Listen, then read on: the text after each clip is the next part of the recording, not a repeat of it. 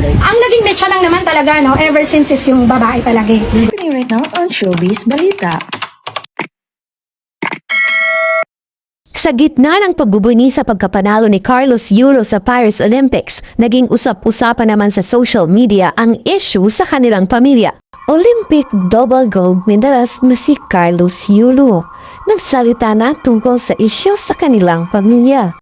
May mga gusto lang po akong i-clarify doon sa mga interviews at mga sagot ng nanay ko po sa mga interviews niya po. Unang-una po yung 70K na incentives po na sinasabi niya from World Championships 2021 po. Unang-una po 2022 po yun.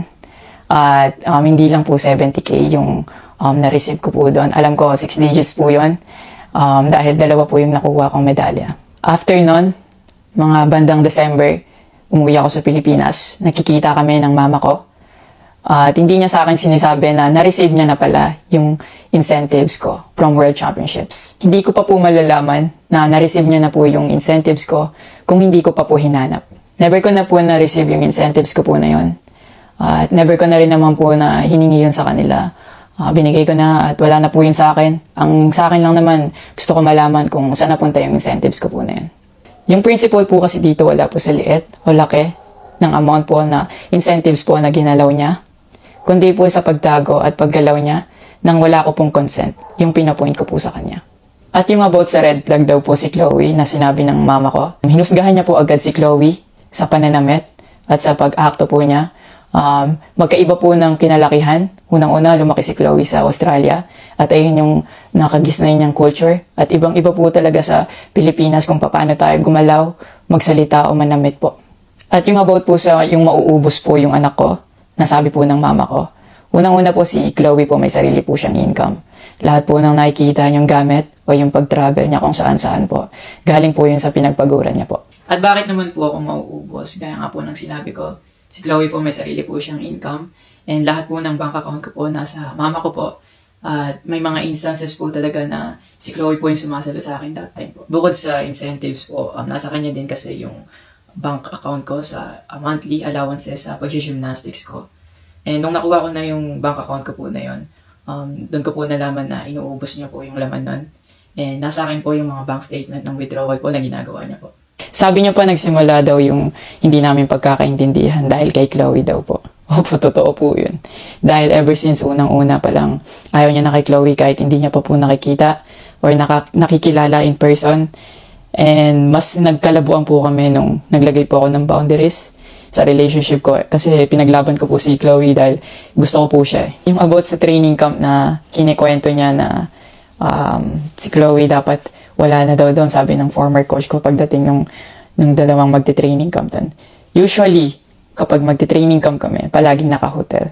And miscommunicated yon na doon pala sila sa akin na mag-i-stay. Hindi rin totoo na pagpunta nila doon, nung dalawang bata, dapat wala na si Chloe kasi sabay-sabay silang pumunta doon. Actually, nagulat pa yung former coach ko kasi nandun si Chloe. Winelcome naman namin sila talaga. Nag-prepare kami para sa kanila. So, hindi ko alam kung bakit ganun yung mga sinasabi niya. At yung sinasabi niya po na yung dalawang bata po dahil si Chloe yan doon, yung nakabalandra daw yung puwet po.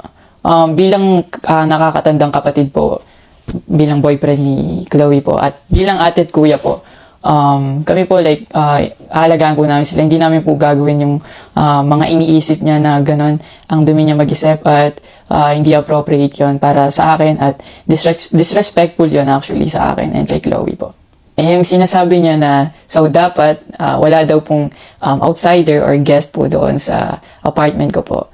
Di din po yung totoo kasi wala naman pong naka-indicate or nakalagay sa contract na bawal yung guest or outsider sa loob po ng apartment po. And actually, invited po siya, si Chloe ng former coach ko from Japan nung SEA Games pa lang po sa Vietnam. So, sinabihan kami na invite mo na lang si Chloe sa Japan and doon kayo mag-hangout. Sabi niya pa na feeling niya daw nilalayo ako ni Chloe sa kanila.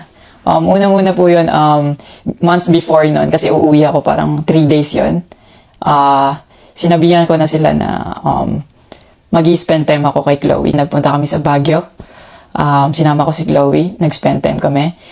Nakikipaghalubilo naman po kami. Hindi naman ako nilalayo ni Chloe. Actually, pumunta pa kami sa Pangasinan. Like, ano po kami doon, parang meet and greet. Yeah. Tapos after nun, nagpunta tayo ng Baguio. And then, ikaw pa nga nag-aya na yung sa bike. Because we didn't know what to do Yeah. after nung kumain because they were like, oh, what do we do? I was like, oh, let's go sa Burnham Park. Yeah. So that we can take the little kids to go Yeah. biking. So I'll just attach a screenshot of me saying sorry at that time if they felt left out when we were all hanging out sa Baguio. So you guys can just pause and read. Actually, nagkita po yung mama ko and yung family ni Chloe twice po. And then, yun, nag-usap po sila. In the last resort, my family made a group chat Yeah. na kasama everybody involved because my family wanted to address kung ano yung issues ni mom mo towards me. Yeah, kasi marami na siyang pinapost. Yeah, madami siyang pinapost. And even though my family knew na madami na siyang pinapost, my family still welcomed them, treated them with respect, and with no judgment na pinaringgan nila yung side ng mom mo, what she had to say about me and our relationship. And then, after the group chat, she left, Yeah. your mom left, and wala siyang narinig anything from my family. May recent interview po kayo na kinakongratulate niyo po ako. Kung genuine po talaga kayo, maraming salamat po. Ina-acknowledge ko po yung pagka-congratulate niyo sa akin.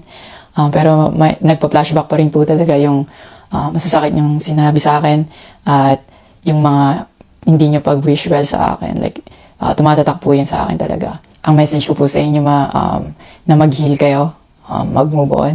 At napatawad ko na kayo long time ago po. Pinagpipray ko na maging safe kayo palagi at nasa maayos kayong kalagayan dyan lahat. Tigilan na po natin to at i-celebrate na lang po natin yung mga ginawa po ng paghihirap, pagsasakripisyo ng bawat atletang Pilipino dito sa Olympics.